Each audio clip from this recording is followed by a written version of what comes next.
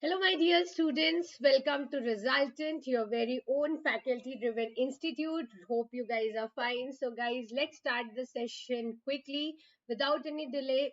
I guess you have already read the thumbnail. What are the 10 most popular government examinations? How do you need to prepare for that? What should be the eligibility criteria? Each and everything we'll be discussing. So, why to wait? Let's start with the session quickly. Okay, before that, let me invite you can say welcome you again, and I'll just say that you will be happy that if you start your GATE and ESE preparation journey with us by subscribing to our channel, sharing it with your friends, and liking the session as well. Okay, now after this, guys, let's start the session. Now, let's don't waste a single minute. But before that, if you don't know about me, you can go through my profile as well. And now, the first examination in this category is UPSC, that is Union Public Service Commission Civil Service Exam. Okay, talking about the age limit. So the age limit or the eligibility criteria, first you should be obviously a nationality of India should be there. You should be a citizen of India. After that, your age should vary from 21 years to 32 years. Age relaxation depending upon the categories will be there, and you should have a bachelor's of degree. Okay, next, if I coming up next is your exam pattern. So here the pattern of examination will be in three stages. First of all, you will be having a preliminary examinations where you will be having MCQs, multiple choice questions, objective type questions will be there. Next, you will be having mains examination in which conventional, that is subjective questions will be there.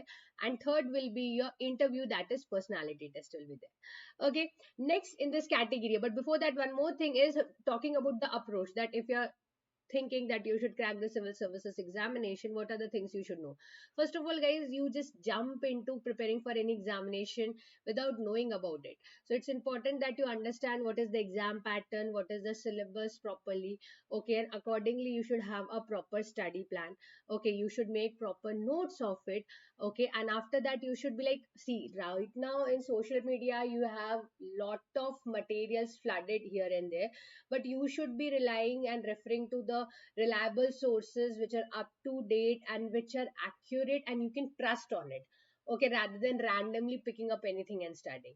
After that, you should have a answer writing practice should be there, right? Because obviously if you're preparing for prelims, simultaneously you have to think that what is the optional subject you have to take. So you should practice for answer writing. After that, guys, if you are learning new subjects, if you're learning new topics, it's not that you have to leave the previous topics. You have to revise them, and revision doesn't mean that just only marking up. Revision in the form of giving test. Okay, and since current affairs is also important here, so time to time staying updated, reading the newspapers regularly, all this you need to do if you want to crack CSC in the very first attempt. Now, next in this category is for us, that is engineering services examination. Now in this category, first of all, if you talk about the eligibility criteria, again nationality India. After that, your age should vary from 21 to 30. This I'm telling for general candidates. Relaxation based on your category will be there. And here you should have a degree in engineering, that means a bachelor's degree there should be there, but in engineering. Okay, in the previous case UPSC, you should have a bachelor's degree whether it is from any stream. So that was not specifically engineering, but here if you are giving UPSC, this one ESE, engineering services examination, as the name suggests, you should have a degree in engineering from a recognized institute, that is a university. Now talking next in this exam pattern, here again three stages exactly like civil services. Preliminary examinations, which will be MCQ, which will be of two papers will be there, which will comprise of total two papers will be there, so which will comprise of total 500 marks. Okay, then mains exam will be there, so 300 marks paper, paper 1, paper 2 will be there, conventional paper will be there, so 300 marks, two papers will be there, so that means 600 marks. And then interview will be there of 200 marks, so total will be out of 1300 marks. Okay, so this is the pattern for your engineering services examination. Now talking about the approach, see, anyone you study any examination, first of all understand the syllabus, understand the pattern of the examination. Here also, see, these examinations, whether you're preparing for civil services or you are preparing for engineering services, here you have like, it's not only MCQ, here you have to like descriptive, conventional, answer writing should be there. So it's like a 1 year whole preparation strategy which you have to adopt. So you need to know that in this month what are the things I'll be covering, in the coming months what are the things I'll be covering, dividing the entire syllabus into various parts. This you have to do it. Okay, then what you have to do is you have to practice mock tests, you have to do frequent revisions, practice answer writing, because even if you know it but you're not able to complete the answers in a given span of time, then what is the use of it? Okay, so that is the reason you have to keep on, you have to set a timer, practice questions, write it, you should know how to write it. That is important. After that, you have to be updated regarding the general knowledge things, regarding the current affairs. Okay, so these are the things you have to keep in mind if you're preparing for engineering services examination. Next in the category is GATE, Graduate Aptitude Test in Engineering. Here also Indian nationality, and this examination there is no age limit. So even if you are an 80 years person, 90 years person, you can appear for it. Of course, PSU takes generally 27, 28 years. But if you want to pursue your like research work, you want to go, so there's no limit going for MTech. So there's no limit of giving any age bar for GATE. Okay, you can just give the GATE whenever you want to give it. Okay, but for that also you should have a bachelor's degree. So a graduation degree is important from a recognized university if you want to appear for GATE. Okay, next again here exam pattern. So 65 questions will be there, 30 questions will be there of 1 marks, 35 questions will be there of 2 marks. So it will make 100 marks, 65 questions, 100 marks. Here, if MCQs, for only MCQs, negative marking will be there. If 1 marks question is there and if you do it wrong, then 1/3 will be negative. If 2 marks question is there, 1 mark. 2 marks question is there, then 2/3 is negative. MSQs and NAT, there is no negative marking here. Okay, so you guys, if you want, you can attempt this test. Here from here you can get into PhD, MTech, research scholar. After that, if you want to go to foreign universities, many foreign universities do accept GATE scorecard. Apart from that, PSUs are the ones. So you have a very wider opportunities, useful for your campus placements as well. Okay, now next coming further is what is the approach which you have to follow. See, you have to, again, any exam you say, the patent first thing is you have to just check out the entire syllabus, the pattern of the examination, and you have to do the study plan. Okay, after that guys, if you think that right now if I'll start, I'll cover 7-8 months are sufficient if you are starting it from the beginning or scratch also. What you have to do is first you have to focus, initially your maximum time will go to concepts. Now, the moment your concepts are clear, you will be going for problem solving. Okay, problem solving, first thing which you have to prefer is your PYQs. The moment you are done with, you can go for test series, you can go for mock test, you can go for, first you can go for topic wise test, then subject wise test, then combination of test. And eventually when you have completed 70%, 60 to 70% of the syllabus, you can go for full length test, that is the mock test. Okay, now here one more thing is you don't need to focus, means it's not only that you have to focus on technical, rather you have to focus on technical as well as general aptitude and engineering mathematics as well. Why? Because general math aptitude will be coming for 15 marks and engineering mathematics will be coming for 13 marks. So out of 100 marks, 28 marks will be taken by aptitude and engineering mathematics. So you cannot ignore it. Okay, now next coming further is your SSC, that is Staff Selection Commission, and CGL, that is Combined Graduate Level. Here also citizen of India. Age limit varies from 18 to 32 years. Here also bachelor's degree is required. First, here you will be having a tier 1 CBT, computer based test 1, computer based test 2. After that, you'll be having a descriptive paper, and last you'll be having a data entry skill test. So initially till now for civil services and engineering services, 3 was there. First objective, then mains, then interview. GATE there was just 1 paper, but here you'll be having 4 papers. Okay, basically 4 levels you can say.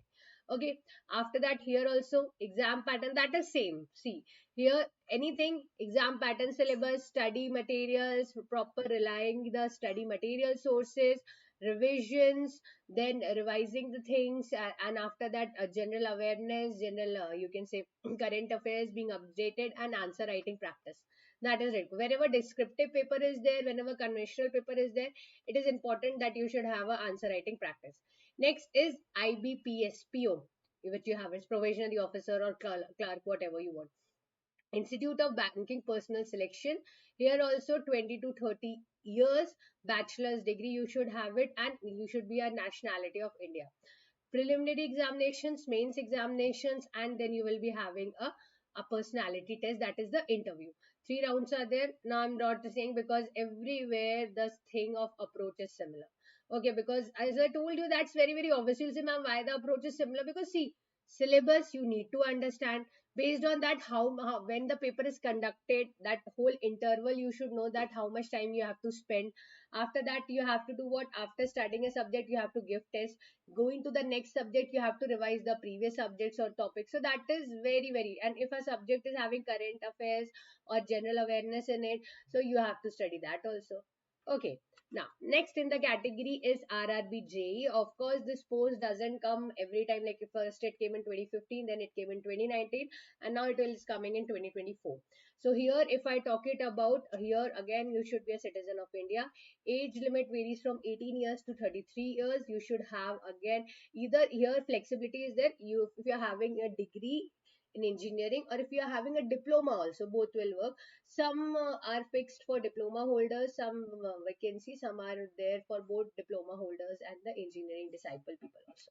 Okay, next coming further is here the exam pattern. Here you will be having 2 stages. CBT's computer based test stage 1, computer based test stage 2, and here you won't be having any interview. Okay, just you will be having the document verification and medical test. That's it. Okay, so stage 1, stage 2 sorted, then you will be having medical examination and document verification. Next, same. Here RRB syllabus, the one thing is which you have to know is that you have to basically you should have the time management skills, because you have to solve a large number of questions in a given interval of time. So you should know that what are the questions you have to do, what are the questions you have to skip. You don't have to stuck in a particular questions for a larger period of time. Staying updated with the current affairs, general knowledge, that is important. Okay, now next coming further is your SES State Engineering Services, whether assistant engineer, whether junior engineer. Now here also candidate must be a citizen of India. Generally age limit if you are having a domicile of that particular state. Okay, then like if you're from Madhya Pradesh, Chhattisgarh, anywhere, if you are basically as if you are applying for assistant engineer or junior engineer, so your age limit should be between 21 to 35 years, and you should have a degree in engineering, bachelor degree from a recognized university. Okay, now, next approach before that exam pattern, you will be having preliminary examinations, here objective type, then mains examination will be there, and then interview will be there. In which case, in the case of state engineering services. If assistant engineer paper is there, there you have preliminary examinations, mains examinations, personality test. Now, some states like Maharashtra and all, if they have 2 stages paper, prelims and mains, both are objective. Okay, now in some states they take just one paper, okay, of objective. So now they have changed it. Initially till 2017 in MP also you used to have prelims objective, mains subjective, but now many states have like both paper 1 and paper 2 are objective. So now they have modified, and this is for assistant engineer. If it is for junior engineer, then you'll be having just one paper and you don't have even interview, just have a document verification and medical. Okay, now exam pattern same. Obviously for assistant engineer and junior engineer, one thing is you should practice a lot of previous year's questions, not only of that particular state but all over India. How many papers of other states AE and JE has happened, focusing on that also. Okay, remembering the database things, because if it is a junior engineer examination paper, so they ask lot of database things also. So that are all the things which you have to learn. Then if interview, because for assistant engineer that's very obvious that interview will be there. So it's not if you don't understand, if you don't know the question or you don't know the answer of it, blabbering anything related to it, no.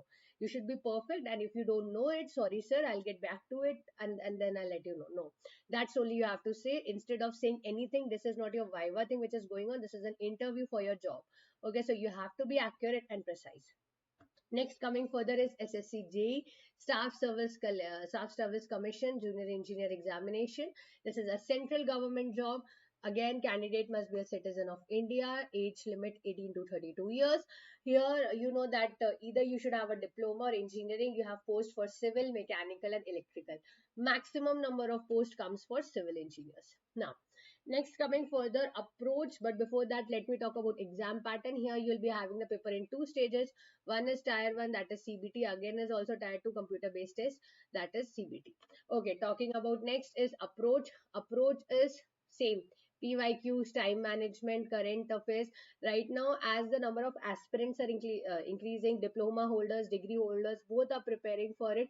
What is happening is competition level is increasing. Because of that, every year you prepare more, the cutoff increases more. You prepare more, the cutoff increases more. Okay, so that is the reason you have to keep on practicing, solving questions, so that in a lesser amount of time, you have the habit to solve questions accurately and properly.